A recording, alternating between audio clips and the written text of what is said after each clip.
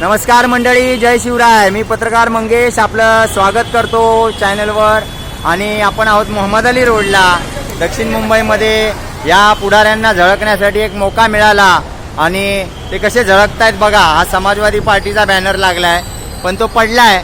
त्या अमीन पटेल जे आहेत काँग्रेसचे, त्यांचा बॅनरला झाकून त्यांच्या तोंडावरती तो बॅनर लावलेला पण तो पडला आहे. आणि त्या बॅनरवरती आहेत अखिलेश यादव, अबू आझमी, युसुफ बाबरानी आणि या नव्याने सहभागी झालेल्या जेबा मलिक या साबू सिद्दीक कॉलेजच्या प्रिन्सिपल आहेत. त्या आत्ताच नुकतंच समाजवादी पक्षामध्ये सहभागी झाल्या आहेत. चेहरे, राजकीय चेहरे बघा आपण पण बघू शकतो. आणि ही मिनारा मस्जिद, झगमगाट, हा मोहम्मद अली रोड.